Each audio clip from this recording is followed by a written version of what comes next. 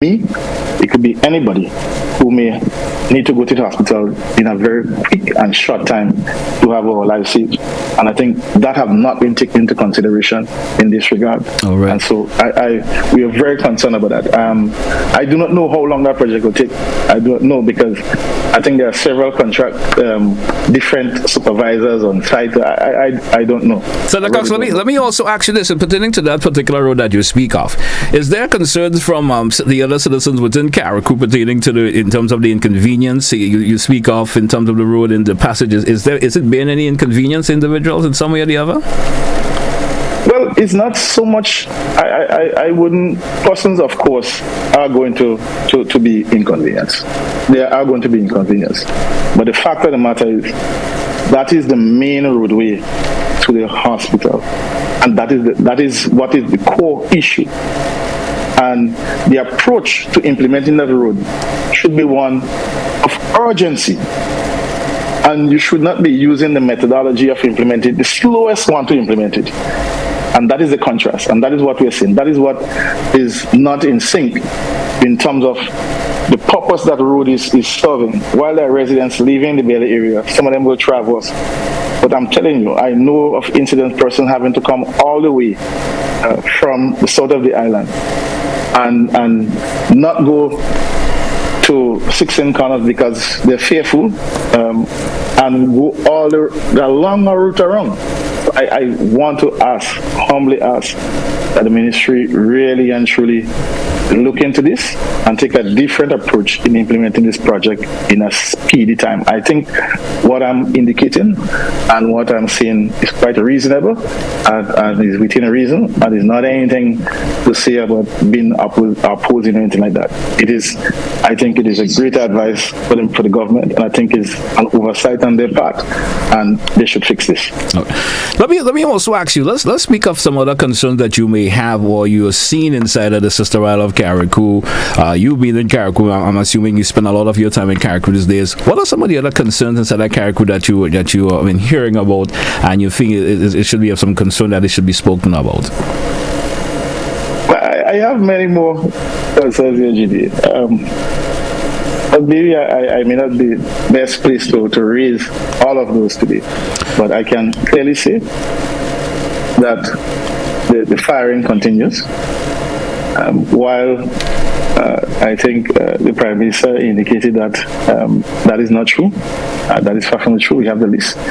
I do not know how one can say that somebody wasn't fired and the person actually home, not working. They were receiving a livelihood and now they're not. I don't know what greater evidence one can use to justify or to verify that somebody is not working than they're not working. So I am somewhat lost where he got his information from. But persons are very much aggrieved in that regard. We are still very much concerned about the Ministry of Social Development plans, together with the Ministry of Carriacou and Parliamentary Affairs, to withhold the transfer of the housing units to persons who were originally selected and informed that they were the recipient of the units when everything, of course, were to be completed. I think that should stand. We believe that the selection was a fair one. It was a balanced one based on all criteria taken into place. And as the government has indicated time and time again, that they're going to build houses. I'm now hearing recently that they're saying that they didn't see that they are the ones that are going to build it, but they could probably get people to build it. I don't think people matter. I don't think it matters, because the homes, the units that are there, they were donated by the People's Republic of China, which we are very grateful for. So if you can get another friendly government to build gradient style houses for persons who are in need of homes, do so. Why take away from somebody to give to somebody else? That doesn't make no sense. I mean, it's just not making any sense. And I feel strongly about that, and I cannot support that. I wouldn't support that. And that is just my position, and that is our position as a party. You can't do that. Added to that, we have been getting some feedback in terms of business activity. economic activities seem to be contracting slowly. As a lot of small businesses are feeling the pinch. They have not been generating the kind of sales that they are accustomed to.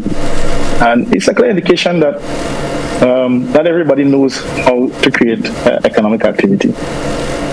Persons only talk, but they don't understand what is required, how things move, who spends money, where monies are spent, and the impact that it has, and what complements economic activity. Persons, I don't believe that they understand that, and persons who, especially small businesses, big businesses, they are feeling it too. I know definitely we are hearing persons have quietly indicated to me, not anything to do from a political standpoint. Generally, persons have indicated that business have been on the decline for them in terms of revenue and business activity. And so those are some concerns for Carriacouans going forward. You have back to school coming up, and parents do have to get the necessary for the kids to go back to school. So we are looking at that closely, and we believe that some persons are going to be in trouble from a financial standpoint going forward. We are doing everything that we can to help to encourage persons to make whatever adjustments to adapt to the change in the slowing down of the economy. And not just Carriacou, but I believe throughout the state, persons are feeling the pinch. Some persons who may have supported the transformational agenda may not want to speak up on how it is impacting them in an honest way. And so you may hear quiet, some persons being quiet. Being quiet doesn't change the fact that your business is not doing better. And being quiet wouldn't turn anything around like that. I think speaking with other persons and trying to find a way to see how you can move things forward, I think is more proactive approach than just staying quiet and pretending that things are good and it's going to be better. So those are some of the key things that are prevalent here, and I don't want to get into any major political stuff, regarding the victimization that continues and the total disrespect for ordinary citizens that is being meted out to them. That is for a different space, and that will be dealt with accordingly. But those things are prevalent. I mean, I could go on to say a number of things that were promised, and now we've seen worse than what we are accused of taking place. We'll talk about corruption, but we'll hear more about those things. We'll hear more about the corruption going forward. I guarantee you'll hear more about that. There's a lot of stuff going on. All right. A lot of. I'm trying to find a word to describe it, but I think the only word that comes to mind right now, you have to forgive me, a lot of foolishness is taking place. So, Dr. Cox, let me also ask you this question, because it's a bit of an open question I'd like to ask, because a lot of folks are saying that in the 1 year of the National Democratic Congress being in office, a lot of folks are saying they're seeing more been done for the sister isle of Carriacou than the previous administration. You have anything you could say pertaining to that?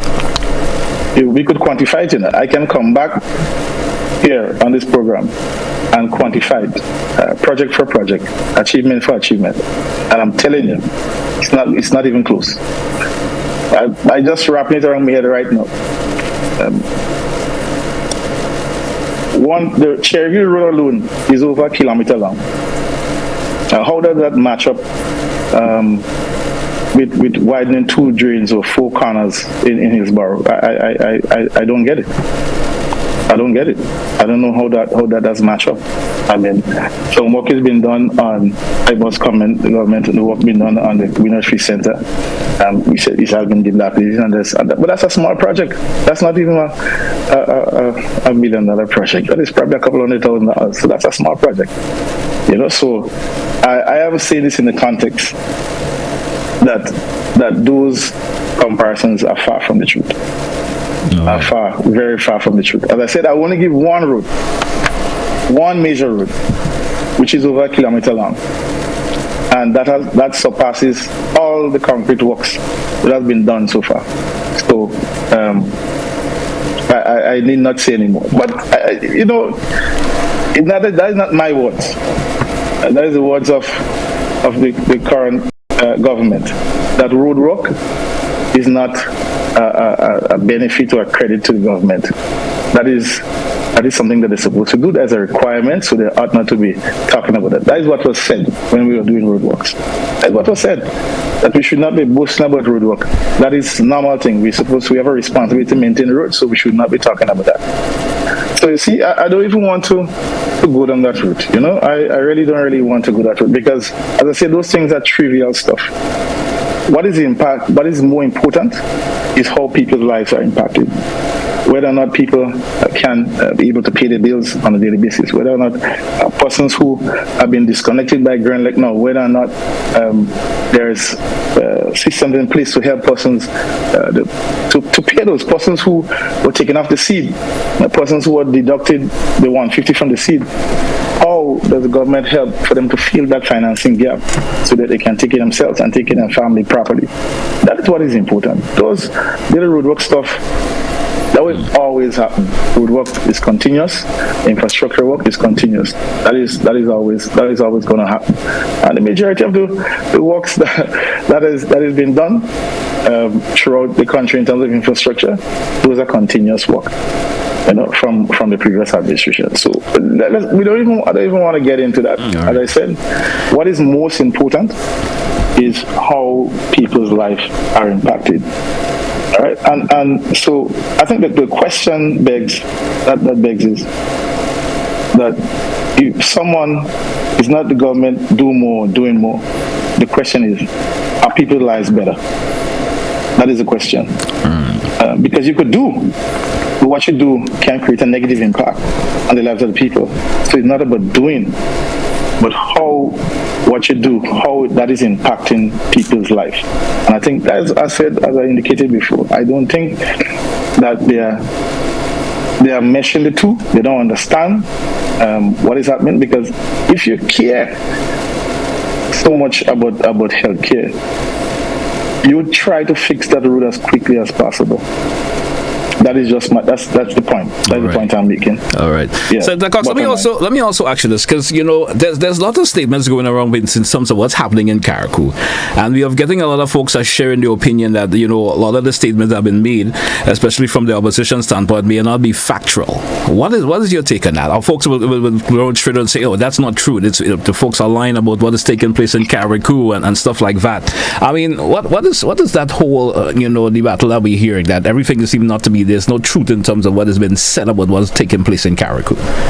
Well, if I could quickly summarize, I challenge anybody to ask around Carriacou and ask if anybody is enthusiastic about Regatta. I challenge any Carriacouan. Tell me if I'm lying. If I'm lying, I take that. Regarding the Regatta, the government did promise. I challenge anybody to tell me no, that the government didn't promise an increase last year. I challenge anybody to tell me that the start risk was delayed because there was a big discussion, argument about prize money. I challenge anybody, find out. If they think that is untrue, find out if a promise was not made, a sum was not indicated, that is going to be paid after. And we are after, and it has not been paid. However, they have indicated and show good faith that they have increased prices this year, and that is welcome. That is welcome. But that increase in prices go far is you have to go further than that. What plans does the government have for sustaining the regatta, sustaining the boat building? We are not hearing anything about it. What is the mechanism? Where are those intricate plans for sustainability? Well, prize monies are good, but we are not hearing any plans or programs. And I could go further. The youth department, the youth activity in Carriacou is dead. Literally dead. Nothing is happening. I mean, not me. The workers in the youth department say they're not doing anything. That is not my words, dude. That is their words.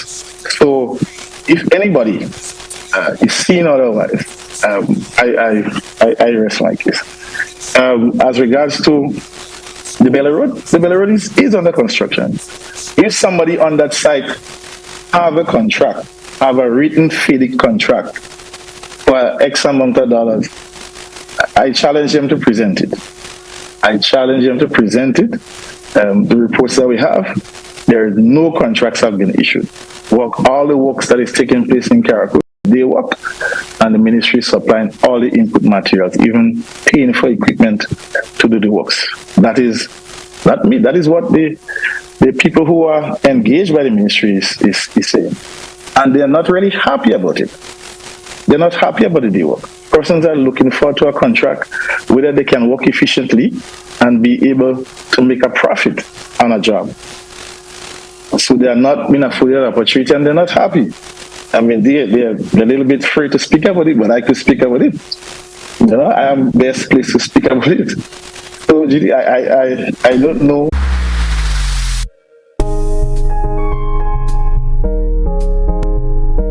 At the NIS, our team proudly works to support the evolving needs of Grenadians. We have made some changes to our operations and want to keep you informed. Firstly, we are happy to introduce the new unemployment benefit. This benefit will provide an insured person with 50% of his or her former income in the case of sudden unemployment. To support this benefit and other benefits we offer, it was necessary to increase the contribution rate. The contribution rate will increase gradually each year until it reaches 16% in 2031. As always, the contribution will be split between you and your employer. The pensionable age will also increase from 60 to 65 years.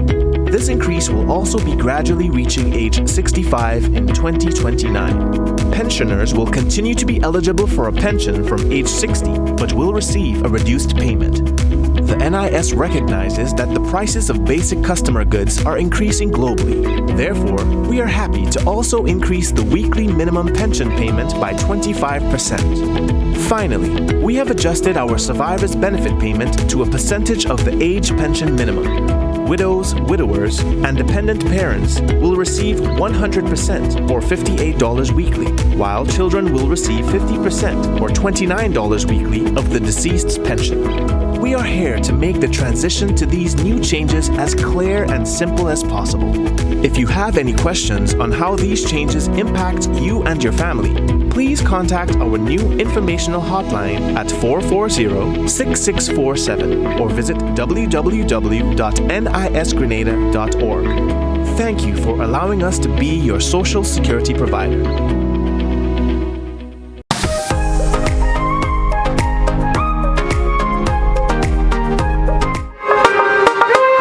Welcome back, listeners. Welcome back, viewers. It's the point for the Tuesday, the 1st of August. We do have Senator Norland Cox with us this morning, representing the opposition New National Party. Mr. Cox, good morning and welcome back once again. You did say before we took the wrap up, of course, a while ago, that there's one more comment that you would like to make, and I offer you the opportunity to do so.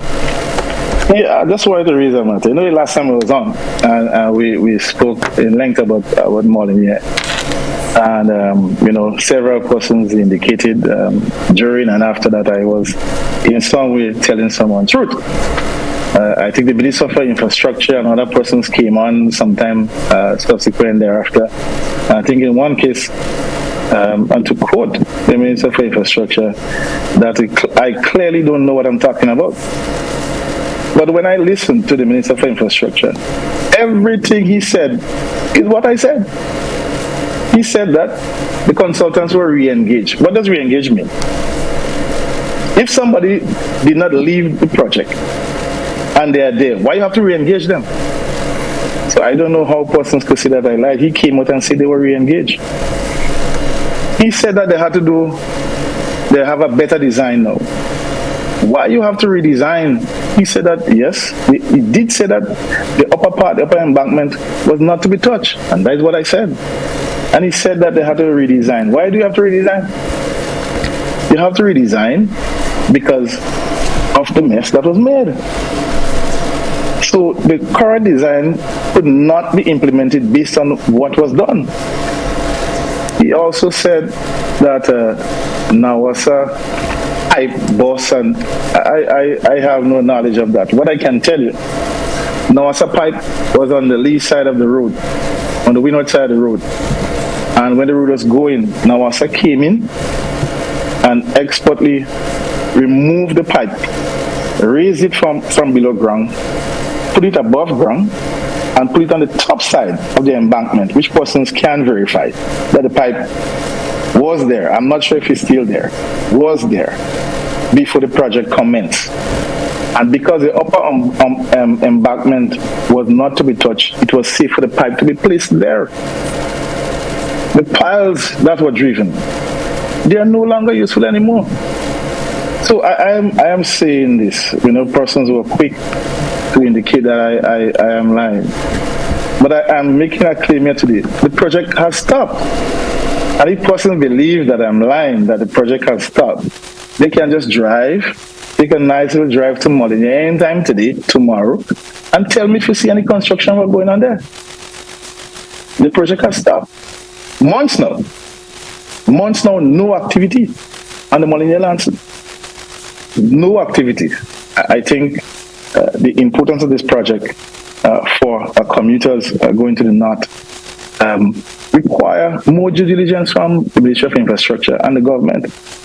They should be giving some more frequent reports and updates as to what is taking place with that project.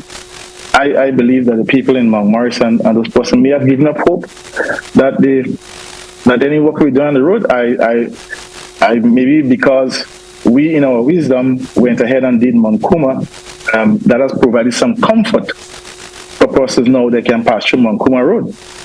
That was our planning, that was our thinking. And that's the reason why we did it, because it was able to be done in a quicker time to help ease the burden on the roadway. And we invested heavily to ensure that was done. Now, you have persons within the Molyneux area who had livelihoods before, and they are anxiously waiting for the roadway to come back. But I do not know. Maybe the government may have abandoned the project. I don't know. I am just speculating because we're not hearing anything. And what we know for a fact that work has stopped. And so I don't know. Somebody may say I lie again. I don't know. I wasn't raised like that. I don't traffic in that. As I tell you, it doesn't benefit me to give you any false news because things can be verified very easily. All right. Well, that's what we take the opportunity now to offer our listeners and viewers the opportunity to ask a question or two. 435-2041, 435-2041. If you do have a question or two you would like to access Senator Cox, please feel free to do so within this segment as we move along this morning. Senator Cox, well, of course, you have verified some of the statements that you made that people have considered you telling untruth as you mentioned, and I certainly hope that brought some clarity to, of course, the comments that have been made. I've been looking at some of the comments via our Facebook page, and there are a couple of folks who have been asking questions or two. Let me see if I can grab a one or two and before we entertain the calls. But let's move to the phone line and then we come back with the questions. Good morning to you, caller, and welcome. Yes, good morning. Good morning to you. Yeah, Mr. Cox, you gave the impression that the Regatta is in some jeopardy, and you're giving the impression that it has already failed. The second point is you have the second indicator is that you mentioned about the government giving more, showing more interest in the carnival than the regatta. Now, the carnival is a bigger event, and the carnival will bring revenue in to sustain Carriacou. Thank you very much. Thank you, caller. Thank you very much, caller. I'm happy that he asked and raised those two points. And it's important for clarity because persons need to understand, what I've communicated. And then I could start with the second question first. I think it is fair, and I'm speaking here as a Carriacouan, that if we have one of the oldest festivals in Carriacou, that some leverage be afforded to Carriacou to host its events as successfully as possible, so that Carriacouans can benefit, so that Grenadians can come to Carriacou as they have normally done in the past to patronize us, and for us to return the favor to go on mainland Grenada to patronize persons who are vending and other things in Grenada. So it is not it's not a matter that the carnival is bigger and more important, and it begs the narrative that has been bantered about Petit Matnik Carriacou Grenada. I sometimes I wonder why are Papi showing us? Why you call them Carriacou and Petit Matnik first when your action spells differently? So I am saying this, that this was never an issue in the past. There was never a scheduling conflict. All I'm saying is why now? So I just want the court to understand is I'm not diminishing the importance of Carnival. I mean, I've overseen and managed 2 national carnivals. So I know the impact, I know the financial impact, I know everything about it. And I'm excited about Carnival, and I'm excited about Regatta. And the first question regarding the jeopardy and failed, I have not in any way insinuated that the regatta is about to fail or would fail. I have not insinuated that. I did indicate that the boatmen are working, they're doing everything that they can to make their contribution to ensure that the sailing aspect of the regatta happens, and which I am a part of. I look forward to going and sail. Whether there is issue of conflict with the committee and the government, that ain't stopping me from sailing, and it ain't going to stop us from having a good time sailing and enjoying ourselves. All I'm saying is that those things ought not to be happening because it is hampering other things which complement the success of the regatta. So that is all that I'm highlighting. What if it's personal stuff, whatever it is, I just settle it. You guys get in a room, sit down, talk, and trash it. But the regatta is too important to Carriacou for little petty stuff between persons to be going on. That is all I'm saying. And I think it is unfortunate that we are having this. I mean, I know all the parties involved, and the fact of the matter is, I think that should not be happening. The regatta is too important for us. The boatmen are making significant investment, and I think some more respect is deserving of all the persons, the people who come out and run in the marathon, the people the young girls who participate in the Queen Show. I mean, they need to do things better. So that is all that I'm saying. Yeah. All right. 435-2041, 435-2041. If you do have a question or two you'd like to have access, Senator Cox, feel free to do so in this segment. We have approximately 5 more minutes left on today's program, and certainly some questions on social media. Yeah, I was looking, but it seemed like for some reason they were removed. For some reason, maybe the individual may not want the question asked anymore, so they seem to have removed them for some reason. Maybe I probably answered it. Yes. Probably you did answer it, so it was actually removed. So I'm not seeing it. No, I just want to mention quickly why we don't call it. The regatta is very important to every Carriacouan. I mean, as a boy, I look forward to regatta, and even now, I get very childish feeling about regatta because that is what you know. That's what you love. And I mean, I went and learned to do shipwright for no money. Literally no money. Let's entertain another caller as we proceed. Seem to have lost that caller there. 435-2041. Yes, you can continue because we have lost that caller there for some reason. You go on. They were building a vessel a couple years ago close by. I was young, but I think I was early teens there. And I went for a job. They said, job, you have to learn. You don't even know how to reef a piece of boat. You want pay. So you literally had to work for free. You have to be consider yourself fortunate to be able to get an opportunity to learn the trade, learn the different tools and things like that. Let's entertain another caller. Caller, good morning and welcome. Good morning, GT, and good morning to Mr. Cox. Pleasant morning.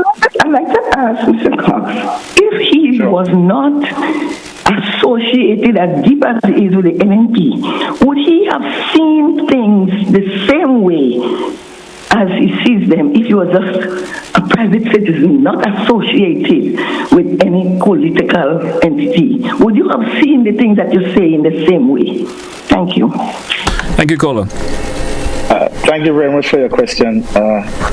And I probably will start by saying that the people who know me and know me for most of my life know that I will speak on stuff really. Being associated with a political party offers a different platform for me to be heard. And so everything that I'm saying here, Regatta, I've always had challenges, all right? there is a festival. Sometimes it's going to be a uptime, it's going to be a downtime. But some of the issues that have been experienced now, it is unwarranted and uncalled for and can be addressed. And so, as a responsible person, as a responsible opposition, we have a responsibility to speak on those things, because we also have an audience that has voted for us as well, and so we have to speak on their behalf in terms of their views on what they see and how they feel. And so, we have never had a challenge when the opposition speak when we're in government. They have raised points. They have things that they have raised that allow us to change course. So that is the nature of governance and politics, and that is who I am. I will always speak in my circles, whoever it is. I mean, people who know me. Let's entertain a final caller there, Senator Cox, before we take a wrap. We just have about 2 more minutes left. Caller, good morning, welcome. And guess the caller was a little bit impatient. I had them on hold for a wee bit while you were answering. Oh, sorry about that. My apologies. All right, Senator Cox. So we have approximately 1 minute left, and let's just take this final caller, and then we come with some closing comments. Caller, good morning and welcome. Thank you very much. Good morning. I just want Good morning. A little bit of advice. There's a time for political campaigning. I believe our parliament is open, and we are just 1 year into office. And so I feel if every time you come around on the television to speak, it's not a good idea to go from campaigning on matters that doesn't really have any bearing. Okay? The Molineux Road project, I mean, there were those who were living on that western side and using that road continuously for years. And funny enough, they didn't observe that the road was deteriorating to reach that point. But anyway, stop the campaigning. Thank you, caller. Thank you for your contribution this morning. Senator Cox, any closing comments before we take a wrap? You're almost 10 a.m. No, I think it's important to respond to the caller, because I think it's a clear misconception on his part about what campaign is about. If I were to campaign this morning, GT, trust me, the place would light up if I were to campaign. And so I just want the caller to know that I haven't touched the campaign stuff yet, really and truly. What I have raised is critical issues. Those are national issues. Those are issues that are affecting people. That is not a political stuff. The road to a hospital, what is political about that? I don't get it. Your festival of 58 years, if you're speaking about it, I highlighted the positive of it. I highlighted where the challenges are, and I am participating in it. So I don't understand what the campaign is about. I am lost. The Molineux landslip is a major hindrance for traffic and business. So I am lost in terms of the politics. But I say, if I was very political, if I were to be political, it would be a different ballgame. So I just let the caller know that is not the case. And I'm certain that the caller have been around long enough to have heard both sides, both major political parties in and out of government, saying what they have to say, criticizing. The current government have radio programs, literally, to ensure that the opposition don't get in power. So I don't understand. Maybe I think that's an advice that should be meted out to the government political operative programs, that the campaigning is over. So I agree with him. I think that's a message that he has to pass to them, not to the opposition. Yeah. All right. So the clock's almost time for us to wrap. Any closing comments before we take a wrap for today's program? Well, I want to close and say that, GP, I don't know what you're doing this weekend, but I'm not sure if I'll speak so by me, but I welcome you to Carriacou for Regatta. Thank you so much. I've never been to Regatta in Carriacou, though. If you just for a day, come over and just be part of it. It's really mind blowing. It's a great opportunity. You can go out on the water. We have lovely weather, and Carriacouans are great people. Starting with me. So So I won't leave myself out. So we are welcoming everybody on the mainland. If you can find time, a quiet getaway. We are now here in Carriacou, in New Miami. So come over to Miami to enjoy Carriacou Regatta 2023. And I just want to end on that note. Because this festival is for all Carriacouans. It's for all Carriacouans, and it's for Carriacouans to benefit. But some people believe that it is some political activity, but they will find out that is not the case. Carriacouans love Regatta, and Regatta will always remain, despite whichever party is in power. Regatta is here to stay. It is deeply rooted and difficult to remove. It is part of who we are as a people, and that is how it should be celebrated. And it should not be a political one in any case. Because I would say, if I really want to go political, I could tell you some stuff that happened in terms of vending. So I don't want to go there. I really don't want to go there. This platform is not for that. This platform to deal with serious issues that is affecting people. You have other platforms for those other things. I really don't want to traffic in that this morning. So just going for the last call. All right. ENC political yet. All right. So, Dr. Cox, I want to thank you so much for being on the program this morning. Hope we could do it again when time permits. Have yourself a great day. Sure. And as I said, do consider coming to Carriacou. I will probably give it some consideration. Thank you so much for the offer. You're welcome. A pleasure to be on. All right. Hey, folks, I want to thank all who have contributed to today's program. You sat at home, you listened, you called in. I want to thank you so much. Those who didn't get through for whatever reason, it happened this morning, but, things happen sometimes. Thank you once again. Join us for another edition of To The Point. That's why I say goodbye. Have yourself a great day, folks. All the best. Be good to yourself and others.